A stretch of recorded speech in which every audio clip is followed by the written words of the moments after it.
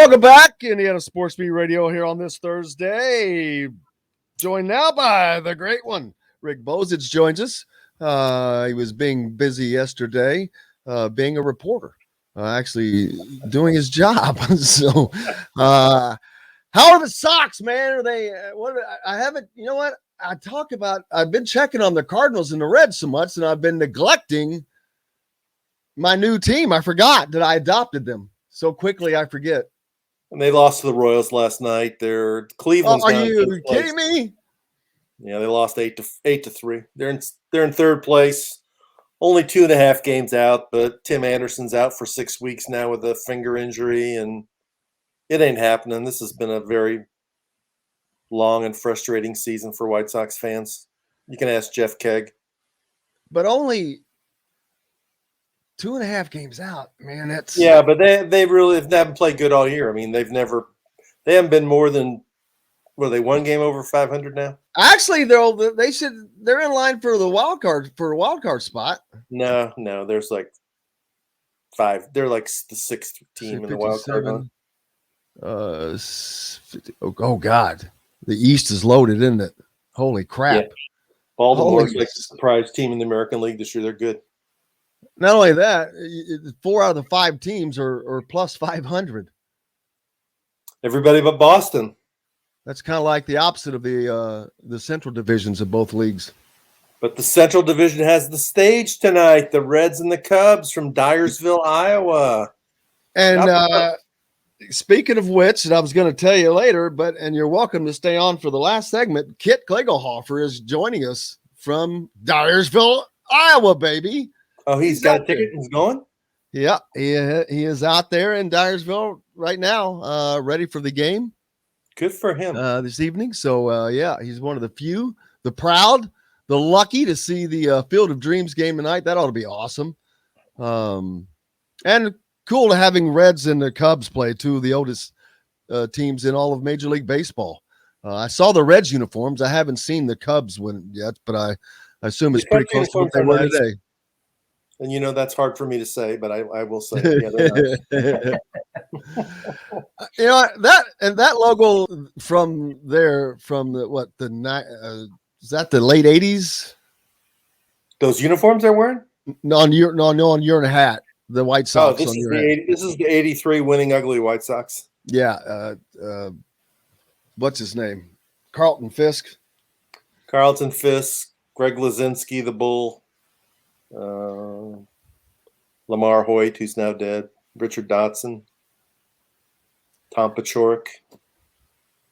I thought the Braves were going to do something, but man, they're going to be fine in the wild card race. But they've had some injuries. They brought up a 21-year-old second baseman from Double-A last night to play. I saw hit a home run over the Green Monster. Vaughn, he did? Yeah, I think it was his 3rd at bat. Hit a solo shot. Dang it, I'm blanking on his name. Vaughn Grissom. Vaughn Grissom. Yeah. They got some good young players. I mean, they got good young players. Like a lot of teams this year, they've had health injuries. Problems, though, right? Yeah, Ozzie Albies got hurt near the end of that 14-game winning streak, and their lineup they've kind of gone power or strikeout. So it's been hit or miss. They got crushed by the Mets in a 5-game series that was pretty pivotal. They've still got 7 games against the Mets coming up all of them in Atlanta. So that's going to be huge. But they're not hitting home runs. They're not winning games. Well, power strikeout is better than the White Sox offense, which is strikeout ground out. So, True. It's getting fun. It's definitely getting fun. So Kentucky's Oscar Sheboy is going to make about $500,000 in a week, doing some different NIL things that are set up for him that will estimate and bring in an estimate total of $2.75 million at this point for him, which is good for him. But man, that's a nice little payday.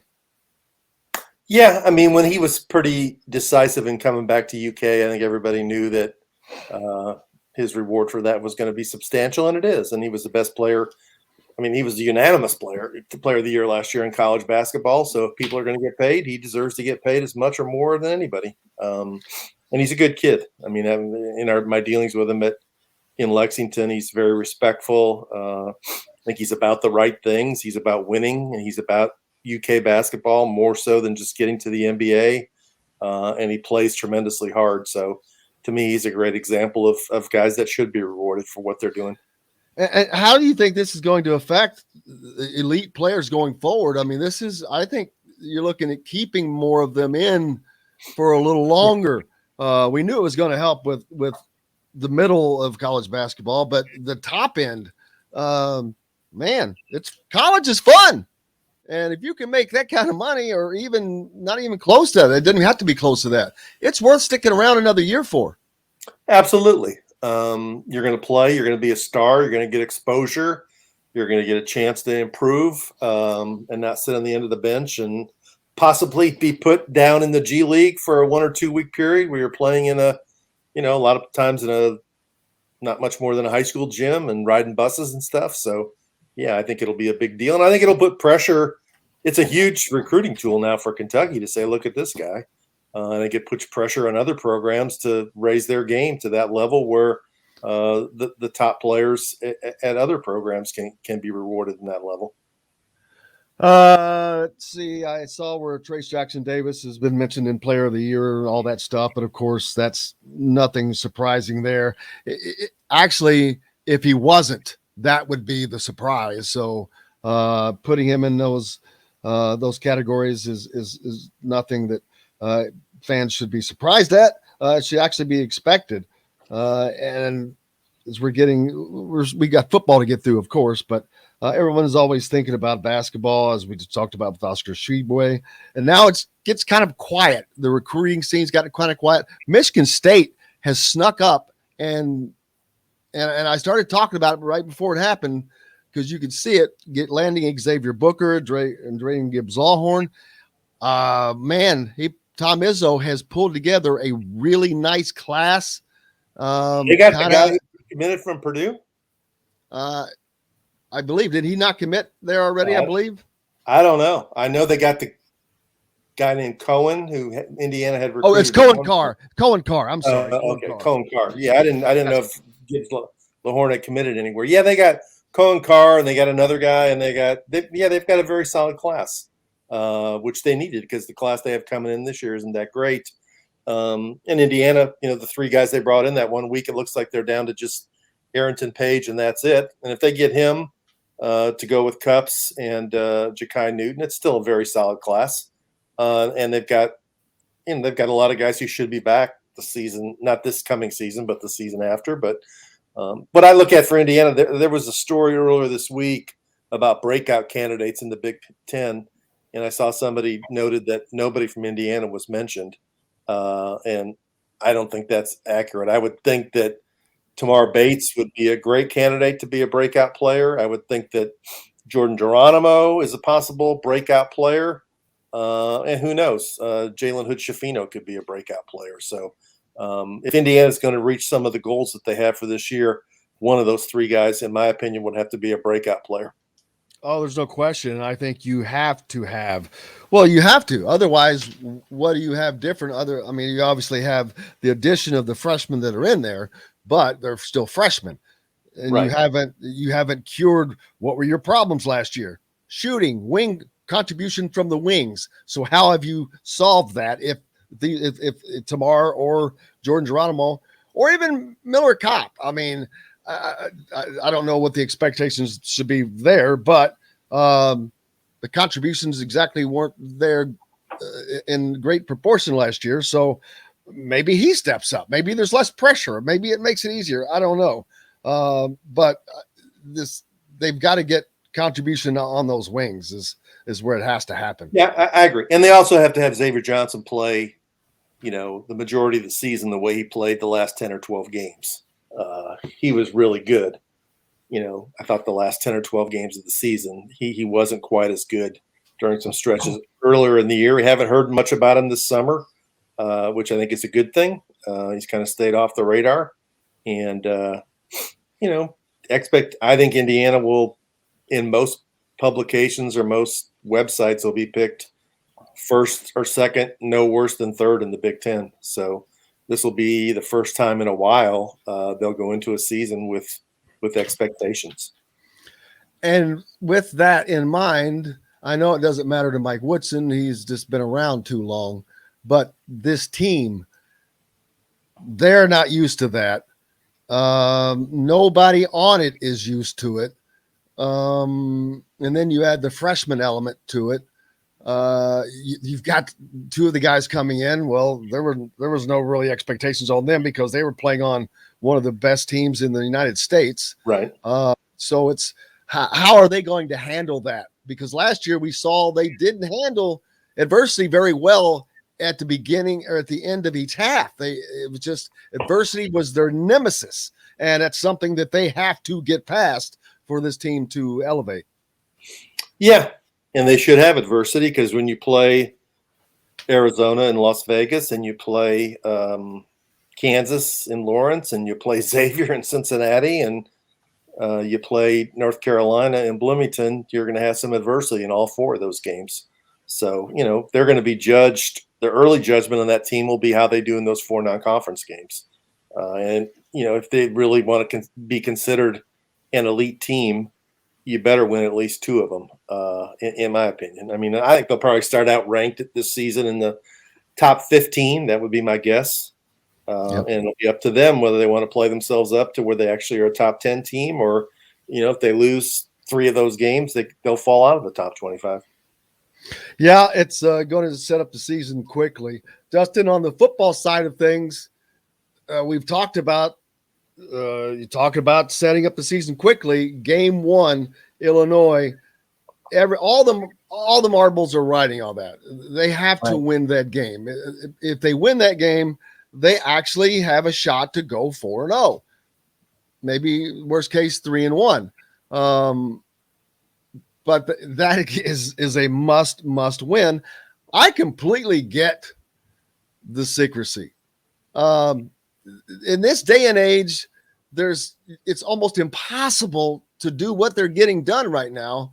And there's only it has to work out to where, well, you've got a new potential new quarterback. You've got a new offensive coordinator. So your offense is going to be different. You've got so many different guys from the portal, new running backs, new receivers. It's all different. Illinois didn't have jack to look at, really. So why the hell give them anything? And so I get it. It sucks for us, but I get it. Well, and I mean, I think you look at there's going to be some. You don't want to give Illinois really anything. Illinois is going to play a game in week 0, and I think we'll find out which side benefits from that most. Is it Illinois because they get to make the adjustment from week 0 to week 1, or is it Indiana because they have a week's worth of film now, or one game's worth at least on Illinois, and Illinois doesn't have anything to look at from Indiana because they've changed coordinators on both sides of the ball. They're bringing in a new quarterback. The only thing that is that their offensive line wasn't very good last season. I think we don't know who the pass catchers are going to be. We don't know what the defense is going to look like. Now, you probably have a pretty good idea because Tom Allen has had his hand in that. He's going to have even more of a role this year. But, yeah, I mean, like we said, to me, you beat Illinois, that puts you in the conversation to beat other teams like starting 4-0, potentially beating Cincinnati, beating Maryland, Rutgers, some of those other teams that are mid to lower level in the Big Ten East, but you're probably competitive with Purdue. You can't beat Illinois. I look at that schedule. I don't know who you're going to beat in the conference. I think that's fair. I think that's fair, and I agree. It's a mixed bag. I mean, I think you can argue that it is an advantage for Illinois because they get the opening game jitters out of the way. If they beat Wyoming, which I think the game is in Champaign, they have a little bit of confidence. You figure out, who can play and who needs to play more and who needs to play less. On the flip side of it, they have no idea what Indiana is going to do offensively, what defensive schemes are going to work the best. I think I agree with Dustin. I mean, what Tom Allen's defense is going to play, basically the 4-2-5, because he's done that all the way back to South Florida. and some of the personnel because a lot of the personnel is back, but it's IU's offense. So it'll be the tough team to game plan for. But I think, if you've got a good coaching staff, you can usually, even if you're getting burned by it, you can make adjustments by halftime. So any advantage Indiana would have in that game for that reason, I think would have to be taken advantage of in the first half. Yeah, and defensively, Tom Allen back on the call will be a little different and an advantage for Indiana. They were very successful when he was the DC, and I think that they can be again, especially since he's got some talent back. He's got some talent back there. He's got an All-American and Taiwan Mullen. He's got some other talents that, boy, if this team had a Micah McFadden,